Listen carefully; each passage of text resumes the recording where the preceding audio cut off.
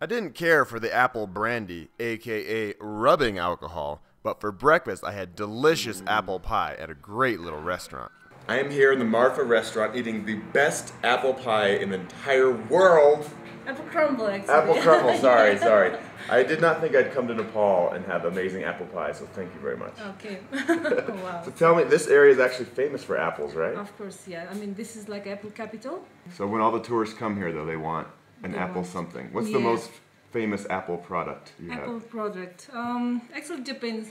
I mean, somebody wants to eat like these apple cakes, so they really like my apple crumble. Okay. And somebody wants to eat apple as a like alcoholic drink, that is like apple brandy, and that one have really, I mean, like 45% of alcohol. Yeah, that was a little too much. I had that last night. I drank about this much. How many tourists, how many trekkers do you get coming through here?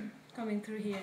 Actually, I mean, comparing with last year and other years, we get very less tourists here, but... We went from talking about apples to a more serious conversation about the new road in the area, and she had some pretty interesting insights. So speaking of the road, I was here 9 years ago, and there was no road, and I liked it a lot more. But that's just me being a selfish trekker. What do you think as a Nepali? What do you think about the road? About the road? Actually, it have two sides, you know. I mean, if I look as a business person, it's not that good. I mean, it's not very good to have a road here because many people go by jeep.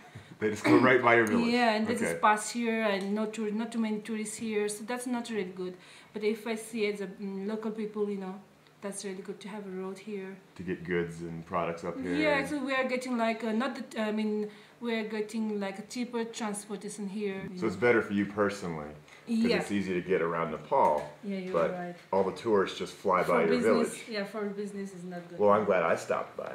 This is the best apple pie in the world. And I must say, Nepal is one of the friendliest countries I've ever been to. Right. Everybody says... Chatting with my new friend Saucy was a treat. Her English was perfect, and she had a very level-headed view on the positive and negative effects of the new road.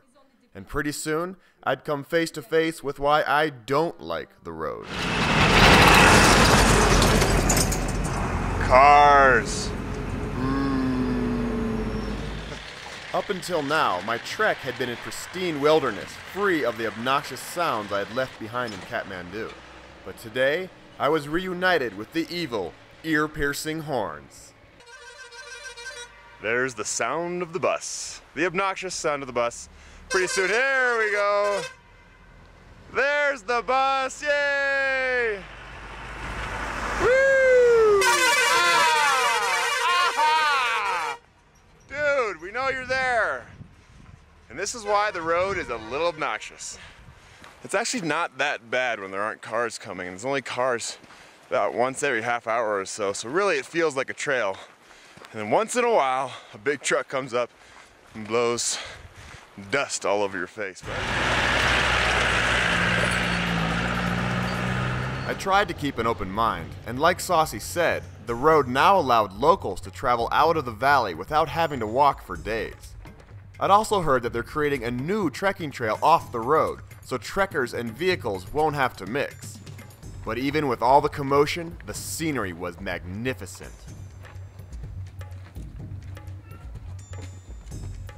I have views of huge snow-capped mountains all around today, which is quite a sight.